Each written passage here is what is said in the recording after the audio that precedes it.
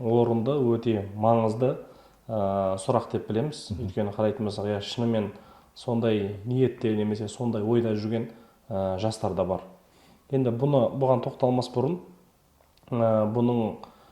біз Аллаға шүкір 91 жылы Қазақстан мемлекеті өзіміз тәуелсіздігімізді алдық. Осы тәуелсіздік алғаннан кейін шетелдерге шығу деген үлкен есіктер айқара ашылды. Яғни ол діни бағыт болсын, басқалай бағыт болсын, шетелге бару, о жақта білім алу мүмкіншілігі кеңінен болды. Міне соның ішінде діни білім алуға деген қызығушылығы бар адамдар шетелге ағыл-тегіл кетіп жатқандығын көрдік. Оның басым көпшілігі енді Сауд Арабиясына және кейбір жерлерде жаңағы Пакистанға кетіп жатқан адамдарды көрдік, немесе жаңағы Малайзияға, Мысырға, Индонезияға, жаңағы Құран жаттайтын орталықтарға кетіп жатқан жастарды көрдік.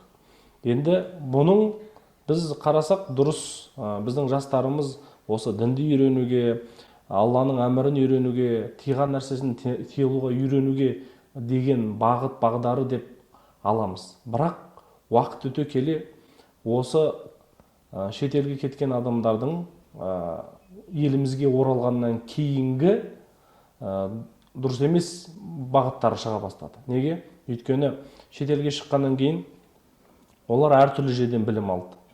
Біріншіден кейбір жаңағы білім алып келген адамдар сол жақтың ұстанымын, сол жақтың жаңағы салт дәстүрін, әдет ғұрпын, мәдениетін шариғаттың заңдылығы деп қабылдап алып, бізге келіп өзіміздің сан ғасырдан бері келе жатқан әдетіміз, салт дәстүріміз, мәдениетіміз, өзіміздің ұстанымымыздарымызға қарсы келетін топтардың пайда болғанын көрдік. Ол топтар бар. Және де қарасақ, сол шетелге білім алуға барамын деп діни, саяси топтардың мүшесі болып кеткен адамдарды да көрдік. Мысалы үшін жаңағы салафизмді, уахабизмді насихаттағандарды көрдік. Немесе жаңағы таблиғи жамағаттарды ұстанып келіп, елімізге келіп дағуат жасаймыз деп бала шағасын аштан-ас тастап қойып, не бала шағасы мына жерде қараусыз қалған, не оның киімі жоқ, не тамағы жоқ, не тұратын жерін қамтамасыз етпестен мен шариғатты жеткізуім керек деген принциппен бала шағасын тастап шетелге жаңағы 3 күндік, 40 күндік, 4 айлық деген сияқты нәрселерге кетіп қалып жатқандығын көрдік.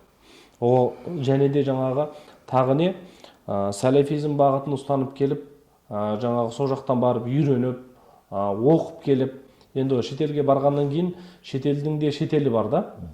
Егер ресми, заңды сол жердің тұрғылықты діни беретін мекемелерінде, медреселерінде, жаңағы университеттерінде оқыса, онда проблема жоқ. Бұл жерде заңсыз оқытатын діни білімді және дайындайтын, кадр дайындайтын неше түрлі медреселер, саяси топтардың да өздерінің оқу орындары бар. Солардың құрбаны болып келіп жатқанын көрдік.